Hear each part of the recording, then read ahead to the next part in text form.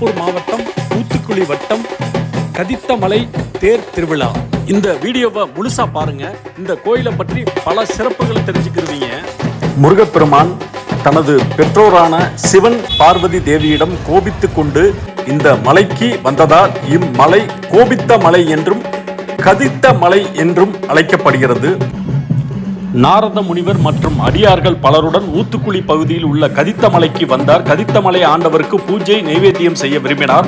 அருகில் எந்த நீர்நிலையும் இல்லாமல் பூஜை செய்ய இயலாமல் தவித்தார். உடனே முருகப்பெருமானை வேண்ட அகத்தியர் கூப்பிட்ட குரலுக்கு ஓடி வந்த முருகப்பெருமான் மலையில் தம் வேலை ஊன்றி ஒரு ஊற்று ஏற்படுத்தி அதிலிருந்து நீர் பெருகி ஓடியது.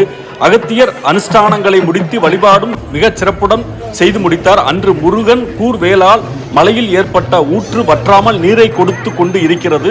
குழியில் இருந்து ஊற்று தோன்றியதால் ஊற்றுக்குழி நாளடைவில் மருவி இன்று ஊத்துக்குழி என பெயர் பெற்று விளங்குகிறது. முருகன் வேல் எறிந்து உண்டாக்கிய ஊற்று இன்றும் அதன் அடையாளங்கள் இருந்து வருவது இத்திருத்தலத்தின் பெருமைக்குரிய சிறப்பாகும். பக்தர்கள் சிதறு தேங்காய் உடைத்து தேர் புறப்பாடு வைபவத்தை சிறப்பா நடத்துறாங்க.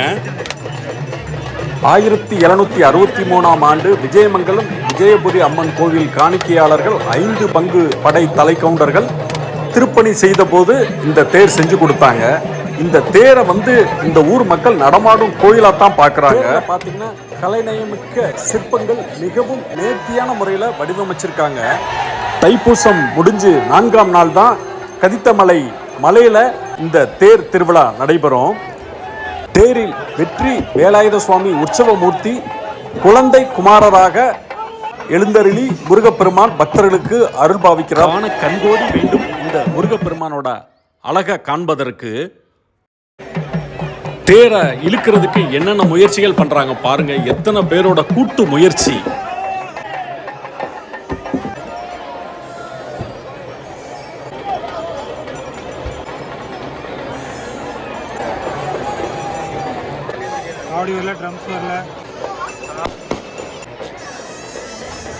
காவடியாட்டம், மயிலாட்டம், ஒயிலாட்டம், வான வேடிக்கைன்னு சொல்லிட்டு கதித்தமலையே திருவிழா கோலம் போன்றிருக்குங்க. ஆண்களுக்கு சற்றும் சளைத்தவர்கள் அல்ல பெண்கள். ஒரு பகுதி தேர முழுக்க பெண்கள் தான் இழுக்கிறாங்க பாருங்க. தமிழ்நாடு முழுவதும் உள்ள ஆலயத்தினுடைய சிறப்புகள் மற்றும் முக்கிய திருவிழாக்கள் நிகழ்வுகளை பற்றி தெரிஞ்சுக்கணும்னா அவசியம் எங்க பேஜை சப்ஸ்கிரைப் பண்ணிக்கோங்க. இந்த தேருக்கு இன்னும் ஒரு சிறப்பு என்னன்னு பார்த்தீங்கன்னா, தமிழ்நாட்டிலேயே மலை கோயில்களில் மரத்தாலான தேர் இது ஒன்று தாங்க. அதுவும் அதிகமான சிற்ப வேலைப்பாடுகள் உரிய மரத்தேர் மலை கோயிலில் இருக்குது. தமிழ்நாட்டிலேயே இது ஒன்று தாங்க. பிப்ரவரி 14 அன்று தான் இந்த திருத்தேர் இழுக்கிறாங்க. ஆற்றில் வடிவிலான பலூன்கள் தேர் மேல கட்டியிருக்காங்க.